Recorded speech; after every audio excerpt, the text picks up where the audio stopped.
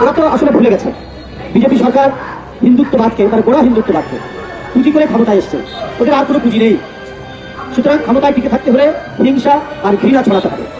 ঘৃণা ছড়ানো ছাড়া নরেন্দ্র মোদী বাবুর ক্ষমতায় থাকা খুব মুশকিল হবে। কারণ ভারতের স্বাধীনতা সংগ্রামে মোদী বাবুদের যারা পূর্বসূরি তাদের কোনো অবদান নেই। এটা আমার নিজের ইতিহাস পাঠ থেকে নয়, বাংলা সাহিত্যের একজন খুব নামকরা লেখক অন্নদা শঙ্কর রায় তিনি তার একটি লেখায় বলেছেন যে ভারতে যারা হিন্দু মৌলবাদী রাজনীতির সাথে জড়িত তাদের ভারতের স্বাধীনতা সংগ্রাম অথবা এই উপমহাদেশের স্বাধীনতা সংগ্রামের সাথে এদের কোনো সম্পর্ক ছিল, এদের কোনো অবদান না। তাই ওরা বিভাজনের নীতি, বিদ্বেষের নীতি, অসুয়ার নীতি, এই অসুয়ার নীতি নিয়েই তাদেরকে রাজনীতি করতে হয়।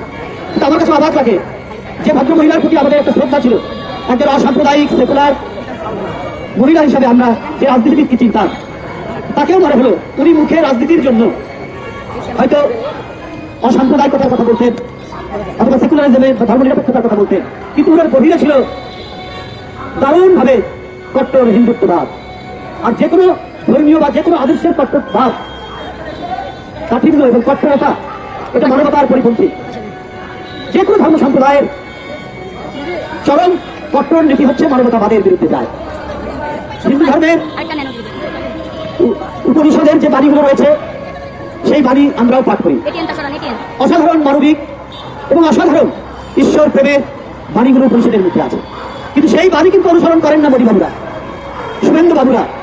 তারা তাদের সমাজকে বিভাজন করা, তারা নিজ দেশের মুসলমানদেরকে শত্রু গণ্য করা, নিজ দেশের শিডিউল কাস্টকে শত্রু গণ্য করা, বৌদ্ধ খ্রিস্টানদেরকে শত্রু জ্ঞান করা, শিখ